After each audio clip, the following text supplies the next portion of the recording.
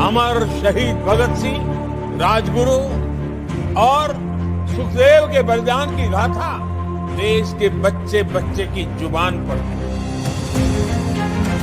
देश के लिए बलिदान देने वाले ऐसे ही होते हैं, उन्हें अमृतत्व प्राप्त होता है। वो प्रेरणा के पुष्प बनकर पीढ़ी दर पीढ़ी अपनी सुगंध बिखेरते रहते हैं। हम सबको इन वीरों की गाथाएं देश के लिए दिन रात मेहनत करने के लिए प्रेरित करती हैं। आज हम आजादी दिवस मना रहे हैं, लेकिन यह आजादी हमें उपहार में नहीं मिली है। इसके लिए एक लंबी यात्रा करनी पड़ी है, आजादी की यात्रा। इस यात्रा में हजारों लाखों लोगों ने अपनी जान की कुर्बानी दी। 1919 जलियांवाला बाग। आज हमारी बैसाखी का दिन है, लेकिन पूरा पंजाब बैसाखी नहीं मनाएगा। हम सब बैसाखी नहीं मनाएंगे।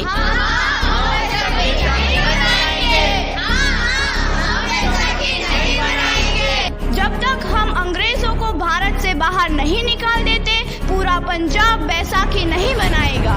अच्छा, तो तुम सब हमारा विरोध करता है, भाग जाओ यहाँ से। इसका अंजाम बहुत ही बुरा होगा। हम नहीं जाएंगे, तुम लोग जाओगे। हमें नहीं, तुमको भारत से भागना होगा। Soldiers, fire!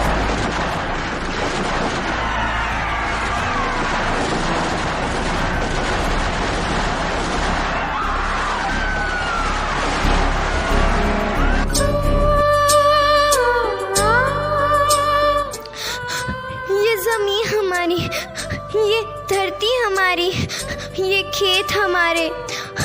अभी थोड़ी देर पहले हमारी ये फसलें लहरा रही थी, पर इन अंग्रेज़ों ने हमारी फसलें बर्बाद कर दी। इन अंग्रेज़ों ने एक ही झटके में इन सब फसलों को काट दिया। अंग्रेज़ों, तुम्हारे इस अत्याचार से हम डरेंगे नहीं। इस अत्याचार का बदला लेकर रहेंगे। हम आजादी लेकर रहेंगे। जलियांवाला बाग हर हिंदुस्तानी की आंख नम कर गया। इस कांड में कितने मासूमों की आहुति चढ़ गई। इतनी हैवानियत से इंसानियत कत्ल कर दी गई। जलियांवाला बाग के हत्याकांड ने आज़ादी की आग में घी देने का काम किया। मासूम औरतों, बच्चों की दर्द भरी चीखें और सिसकियां इनकलाब का गूंज बनकर उभरी। लाला लाजपत राय, भगत सिंह, राजगुरु, सुखदेव सरीखे क्रांतिकारियों ने भारत की इस जमीन से विदेशी दरिंदों को निकाल फेंकने के मंसूबे मजबूत कर लिए। 8 अप्रैल 1929 लाला लाजपत राय के नेतृत्व में साइमन कमीशन के खिलाफ एक भारी जुलूस निकाला गया। साइमन कमीशन वापस जाओ। साइमन कमीशन वापस जाओ। साइमन कमीशन वापस जाओ। साइमन कमीशन वापस जाओ। साइमन कमीशन वापस जाओ। Simon commission go back. Simon commission go back. Simon commission go back. Simon commission go back. बेवकूफ इंडियंस, तुमको हमारी बात समझ में नहीं आती। Stop this. Simon commission go back. नहीं मानता।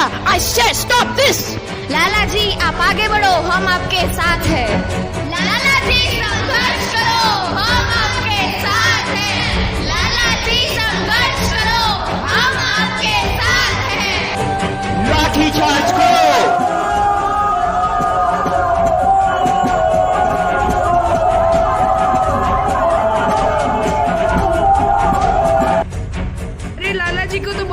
चोट लगी है, उनका सर फट गया है। मेरे शरीर में लगी एक एक लाठी अंग्रेजी सरकार के कफन में कील का काम करेगी। ये आजादी की लड़ाई रुकनी नहीं चाहिए। ये जिम्मेदारी मैं तुम सबको सौंप कर जा रहा हूँ। लाला लाजपत राय की दर्दनाक मौत के बाद भगत सिंह, सुखदेव, राजगुरु वतन के इन मतवालों के खून में ऐसा उबाल आया जिसका सामना करना अंग्रेजी सरकार के लिए मुश्किल हो गया। अंग्रेजों को करारा जवाब देने के लिए स्कॉट और सैंडर्स को मारने की रूपरेखा रची गई।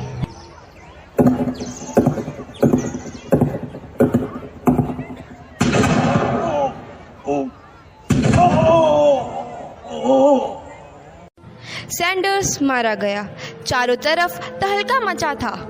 दीवारों पर लिखा था, लाला जी की मौत का बदला ले लिया गया है। भगत सिंह समेत सभी वहां से फरार हो गए।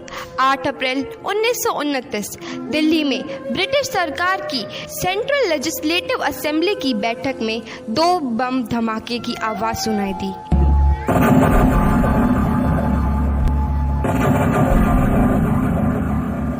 धमाकों ने अंग्रेजी हुकूमत को हिलाकर रख दिया।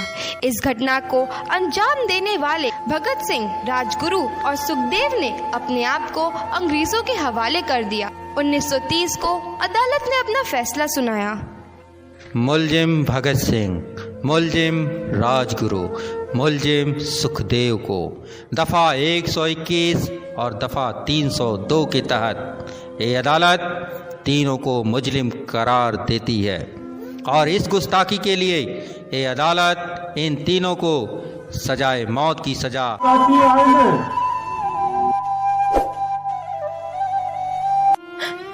पुत्र की हाल है तेरा?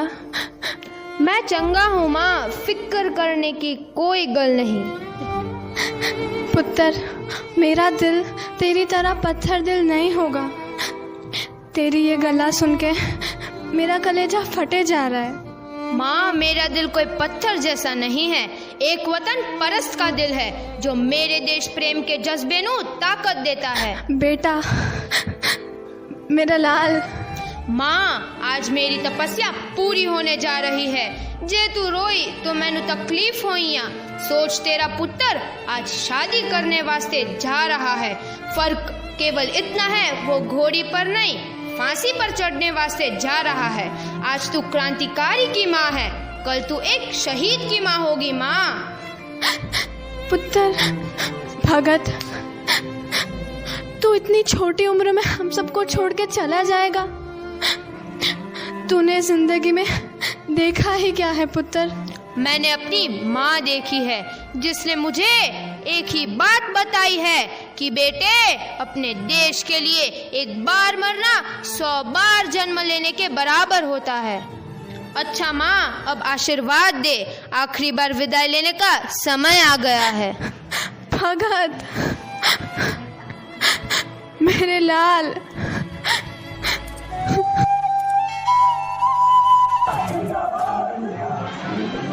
भगत सिंह, तुम्हारी कोई आखिरी ख्वाहिश? हमारे हाथ खोल दिए जाए। हम तीनों दोस्त एक दूसरे से गले मिलना चाहते हैं। उनके हाथ खोल दिए जाए।